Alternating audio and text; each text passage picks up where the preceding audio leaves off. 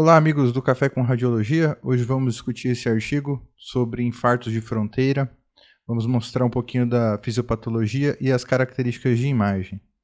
Mais um artigo do Radiographics. É um artigo que eu acho muito bom para entender como é que funciona esses infartos de fronteira, que a gente pode dividir em externo cortical ou interno subcortical. Então aqui já de cara essa tabelinha para definir o que seriam os infartos externos e os internos. No externo, ou seja, cortical, a gente vai ter uma região frontal, que vai ser dividida entre a artéria cerebral anterior e média, occipital, que é entre a artéria cerebral média e posterior, e paramediano, que fica entre a artéria cerebral anterior e média.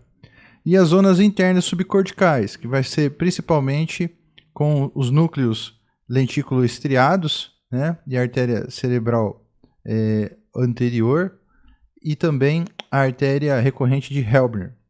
Então eu vou mostrar aqui algumas imagens. Só antes da gente dar continuidade, lembrando que essa artéria, a artéria recorrente de Helbner, ela é um braço, né, da artéria cerebral anterior. Então a artéria cerebral anterior vem e emite um ramo que vai fazer uma circulação aqui, um suprimento sanguíneo próximo à cabeça do núcleo caudado. Em outro ângulo mais claro, então é essa artériazinha aqui. Então ela vai suprir bem essa região de núcleo caudado aqui. E como exemplo de infarto dessa região, então por exemplo aqui tem uma imagem de ressonância magnética com restrição à difusão na região da cabeça do núcleo caudado e região basal anterior dos núcleos da base aqui com núcleo lentiforme, né? Então você vê que ela restringe essa região.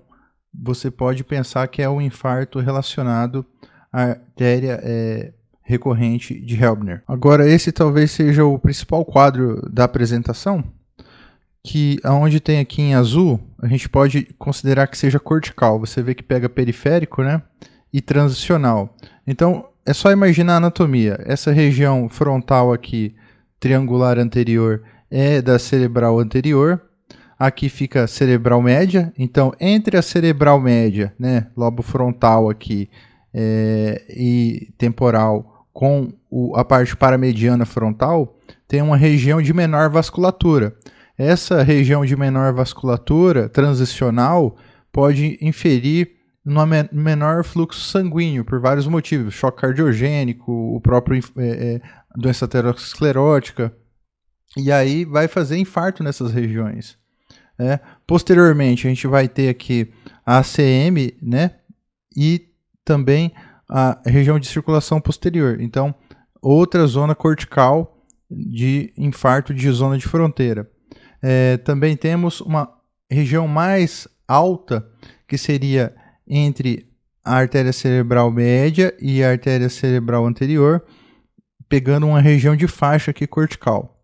E aonde está aqui em vermelho, né, mais basal, médio e mais alto, aonde você vai ter as regiões lentículo-estriadas, artéria de Helbner. Então, aqui que vai ter infartos de zona interna subcortical. E algumas coisas importantes para compreender bem o infarto de fronteira é que, como o nome já diz, o infarto de fronteira ele se diz respeito à junção de duas diferentes áreas de drenagem, ou suprimento sanguíneo, né?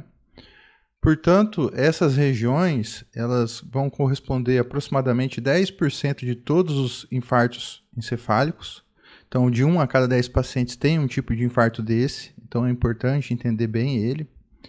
E uma das teorias que mais explica é pacientes que têm algum quadro de hipotensão, já que é uma região de maior susceptibilidade para isquemia. Seria uma região como se fosse assim, esse território não é meu nem seu. Então a artéria cerebral anterior irriga até uma certa altura, aí começa a cerebral média, e entre as duas fica uma região de fronteira, muitas das vezes que pode ficar pouco irrigada.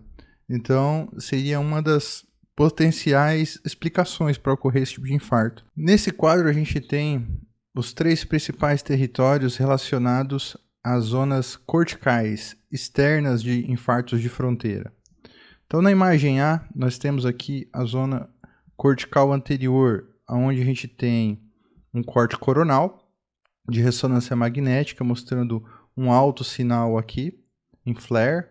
Esta região, então, mais paramediana é da artéria cerebral anterior e aqui da artéria cerebral média. Entre esses dois territórios vasculares, tem uma região de maior susceptibilidade a infarto, né? Então, fica uma área incunha, né? Cuneiforme. Em B, nós temos outro corte coronal, onde a gente percebe o cerebelo aqui, região do cerebelo, região do occipital, né? Lobos occipitais, parietal um pouco aqui. Então, uma região entre a artéria cerebral média e a artéria cerebral posterior, de circulação posterior, também forma uma região de maior susceptibilidade de drenagem e consequente suprimento sanguíneo. E por último, essa região mais alta, linear aqui, representando um território entre a cerebral anterior e a cerebral média. Então seria o terceiro tipo de infarto. Voltando aqui na tabelinha, então a gente mostrou ali uma região frontal, né, mais anterior, córtex frontal, córtex occipital e paramediano. Então, região frontal, occipital e paramediano. Nessa imagem, temos aqui uma reconstrução de uma angiotomografia volumétrica com a marcação em azul das principais regiões do infarto de fronteira interno, subcortical. Então, aqui uma imagem de ressonância mostrando restrição à difusão no centro semioval esquerdo. Observe nessa imagem aqui os pontos de hipersinal seguindo esse centro semioval de maneira linear. Uma descrição para isso é o sinal de contas do rosário ou colar de pérola. Com o advento da perfusão, também foi possível corroborar essa hipótese, né? Então, veja só, essa ressonância magnética mostrando restrição à difusão na região do centro semioval aqui, né, coroa radiada à direita, que é compatível com a região de queda, né, da perfusão na mesma região. Então, perfusão normal, perfusão alterada. E aqui, para exemplificar um caso real, um paciente já com AVC prévio, veio para controle. Então, vocês vão observar à esquerda hipodensidades nucleocapsulares, indicando lacunas isquêmicas. E o que chama a atenção aqui é a coroa radiada, a região do centro semioval esquerdo, onde tem maiores focos de hipodensidade, que são compatíveis com isquemia subcortical, né, daquela zona interna de zona de fronteira. Então, quanto ao artigo, era isso que eu gostaria de discutir, a importância dos infartos de zona de fronteira, que eles representam, né, 1 a cada 10 pacientes, tem essa fisiopatologia interessante em relação à vascularização, é bem típico onde eles acometem e tem que ser descrito. O radiologista tem que saber descrever isso aí. Então, eu vou deixar esse artigo em específico na descrição do vídeo. Agradeço a atenção de todos e até uma próxima.